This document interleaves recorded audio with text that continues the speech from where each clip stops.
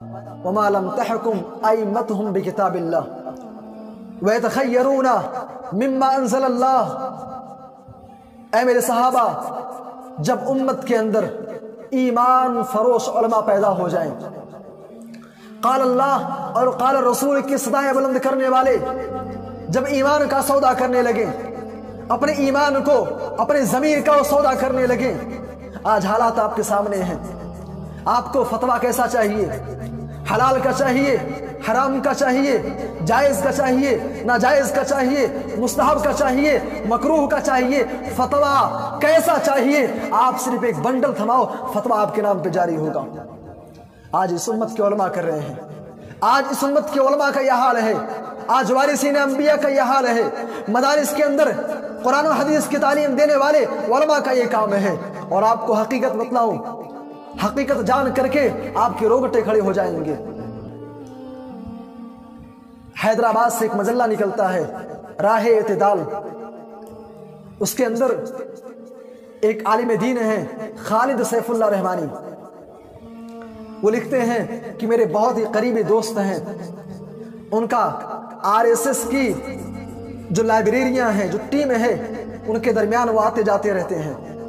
کہتے ہیں کہ ایک مرتبہ RSS کی لائبریری میں اور ان کے ٹیم میں کسی کام سے گئے ہوئے تھے، وہاں انہوں نے دیکھا کہ کرتا پاجامہ پہنے ہوئے، ماشاءاللہ لمبی چوڑی داڑھی ہے، شکل و صورت سے ایک دم بالکل واضح ہے کہ عالم دین ہیں، ان کا طور طریقہ، ان کی باتیں بتلا رہی ہیں کہ کسی عربی ادارے کے فارغ ہیں۔ انہوں نے ان سے پوچھا کہ آخر آپ لوگ یہاں پر کیا کر رہے ہیں؟ کہتے ہیں بہت پوچھنے کے بعد انہوں نے بتلایا، کہتے ہیں کہ ہم یہاں پر کام کرتے ہیں۔ پوچھا کیسا کام؟ کہتے ہیں کہ ہمارا کام یہ ہے کہ ہم قرآن و حدیث کے اندر ایسی چیزیں جن کو بظاہر پیش کیا جائے تو ایسا معلوم ہوتا ہے کہ اعتراض کے طور پر ہے، نبی کی سیرت میں اگر کہیں پر کوئی نقطہ، کوئی انگلی اٹھ سکتی ہے تو ہم اس کو تلاش کرتے ہیں۔ قرآن کے حوالے سے اگر کہیں پر نقطہ چینی ہو سکتی ہے تو ان چیزوں کو ہم چھانٹ کر کے، ان کو الگ کر کے RSS کے جو لیڈران ہیں اور جو دیگر مذہبی تنظیمیں ہیں ہندوؤں کی، ہم ان کے حوالے کرتے ہیں اور اس کے بدلے میں ماہانہ ہمیں 1 لاکھ 1.5 لاکھ روپیہ ہم کو دیتے ہیں۔ میرے بھائی اور دوستو، آخر یہ جو مدعے ہمارے سامنے آ رہے ہیں،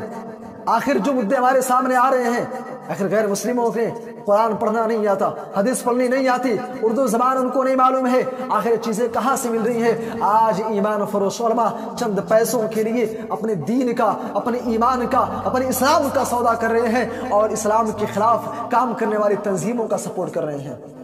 اور ابھی حال ہی میں آپ کو بتلاؤں، ابھی حال ہی میں جامعہ سلفیہ بنارس کے اندر ایک وکیل سید اعتماد الدین کا آنا ہوا۔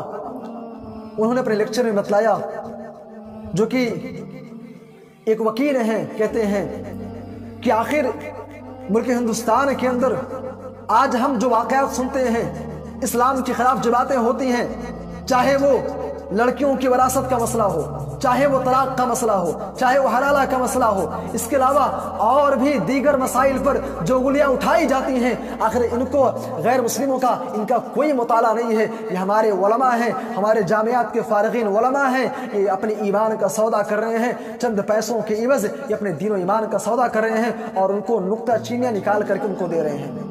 میرے بھائی اور دوستو، اللہ کے نبی نے فرمایا کہ جب یہ چیزیں سماج کے اندر عام ہو جائیں تو اللہ سے پناہ طلب کرنا اور ایسے لوگوں کے شر سے پناہ طلب کرنا۔